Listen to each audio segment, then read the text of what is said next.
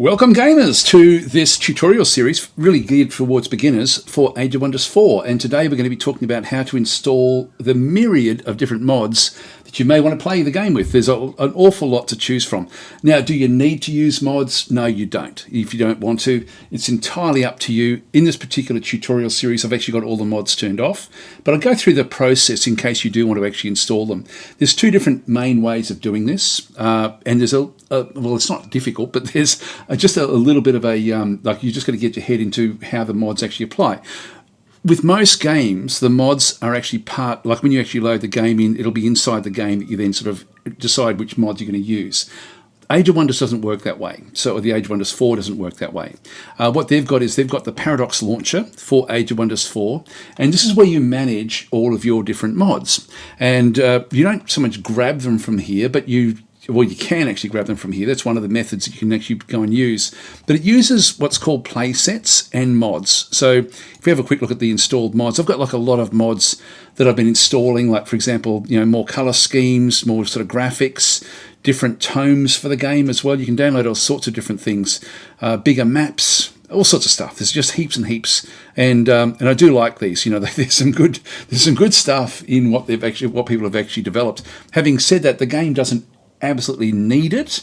Now, Age of Wonders 3, it really did need mods to be good, and same with Age of Wonders 2, to be honest. I used to have both of those games very, very heavily modded.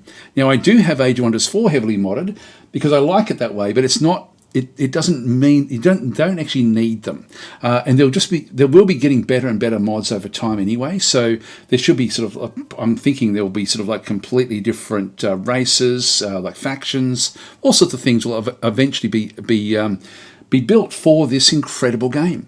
Anyway, the way that you can get them is one way of actually loading the mods in is to just go to Browse More Mods back in through here. Now, be aware this does not use the Steam Workshop. This uses the Paradox mod area online. So to go to mods.paradoxplaza.com, and from here you can then go and sort of choose them. You may have to log in, for example, which I won't do here. I wouldn't recommend this if you're used to using Steam. Steam, I think, does a better job of sort of managing them. But having said that, when you do bring a mod in from this particular location, it does make it easier to then sort of just hover over it in game to then see what the description is, whereas the Steam Workshop ones don't actually allow that. But you are going to get things, for example, like people who are sort of just testing the waters with modding, just to try to get used to it. So there's going to be all sorts of different things in here. That's one way you do it. You essentially just go and hover over and just download it in. As I say, I'm not sure if you need to be logged in, but anyway, I don't do it this way personally, but that's one way to do it. The other way of doing it is to go to your Steam, just to go to the Steam area. I'll just go and open up Steam, and we'll go straight there. And we will go to our library, Age of Wonders. Now, you are going to have to stop Age of Wonders when you do this. Like you can still queue them up, but you will have to eventually sort of stop it. So I'm just going to stop Age of Wonders. That's just going to get rid of the launcher. So confirm, game data may be lost. Yes, that's okay. I could have stopped them the other way as well. So it's just stopping the game. It's now available to play, but it also now is available for me to go back in and then use the workshop. So with Age of Wonders 4 selected, if you're in the store page, I'll just go through this just in case you're not used to doing this. I know that there's people take for granted a lot of things with people sort of using things like, for example, Steam and stuff. But if you're not used to doing it, then it can be confusing. If you're in the store page, which is sort of like the overall store page from here, you go to Community Hub, and then Community Hub then opens up the area where you'll then have like a whole lot of tabs across the top, one of them being Workshop. Now, if you go and go to the library, if you've done it the way I sort of had just mentioned about going to the library and clicking on Age of Wonders 4 and through here, you're then going to have essentially the same things in through here again, where you can go to the actual workshop. When you go to the workshop, there's different things you can sort of do, but just have a bit of a browse, just see if there's anything that you actually do want. I'm just going to see if there's anything in here that I actually really do want, and there's probably not really much, to be honest. What I might do is I might just go back through, we've got different tomes, for example, in through here. A lot of these I actually have already subscribed to. I'll just go and have a look at all the 358 different mods already. That's incredible for a game that's only been out for for really a matter of weeks or a couple of months. That's an incredible amount of modding that's been done for it. There's nothing. Yeah, I'll pause and see if I can find something that I wouldn't mind actually having. Actually, here we go. We've got unlocked factions. These actually unlock different characters that have been in previous games of Age of Wonders that are locked away for story events. So you can actually just go and use these. So I'm just going to go to unlocked factions back into here, and we'll subscribe to this one, which will then unlock them. That then starts a download. You can see down the bottom of the screen through there. It shouldn't take too long. If I click on downloads, we should then sort of see them coming up through this side. I'll pause while it does this one. Sometimes it just takes a couple of minutes for it to figure out what to do. By the way, Steam has now got a new way of showing when there's modded content coming in with this little information box just saying workshop content. So that's what will then sort of show up with pretty much any of your games if it's actually a download from a mod rather than an actual patch download. So it just took a couple of seconds, and it'll be at the top of the list there. There it is. So, and you can see there again, that's modded content, etc., just coming back in through, Dwarf Fortress modded content.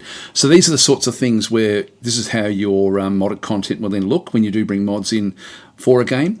If it doesn't have that, then it will actually be part of an actual official patch or something along those sort of lines. Anyway, that's all we need to do there. With that one loaded in, we can then ditch this one and go back to the actual game itself. And then just sort of show what's going on here. All installed mods. It should be at the bottom of the mod list. Actually, it's not at the bottom. There is unlocked factions back in through that side.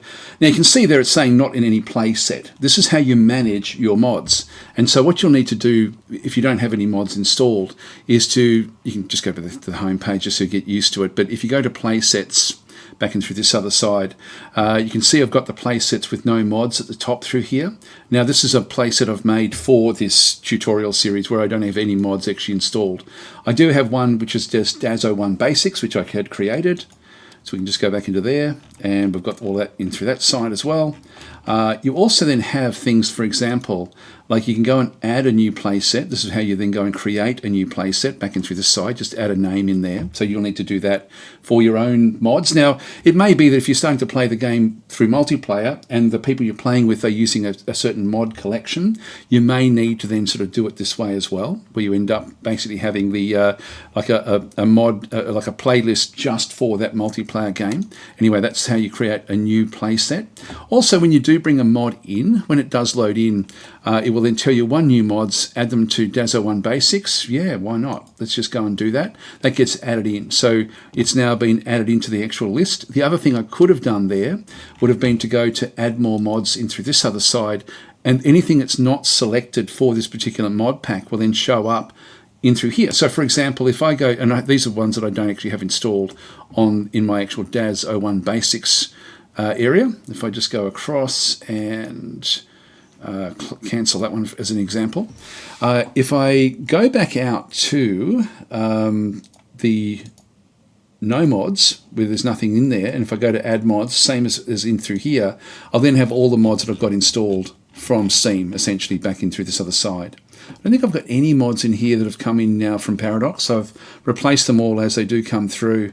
Actually, this one here, Dress Fix, looks like this one is actually still, this one, for example, has a description, so reverts dresses to their pre-release appearance, seen in the streams, etc.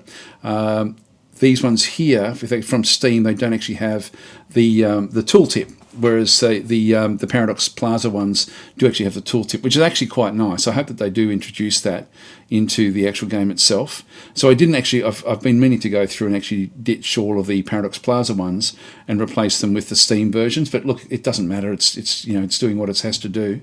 I just like it for the cleanliness of it, just to keep it where it is. Anyway, that's how you then sort of look after your mods. When you come back into the game, if you just go back into home, you'll then see you've got the play set. Now the play set has also got the same sort of thing, like add a new playset into here. You can also import playsets, so you can actually sort of do that as well to bring a playset. I don't know how you export them, to be honest. So if we just go to playsets, I didn't actually see that. No, that's just the list view. That's view. Yeah, share. There we go. So you can sort of export them out that way. So I'm guessing if you're playing multiplayer, that will be how you do it, or you can clone them, etc., etc. So there's different things you can do there for the actual mods itself.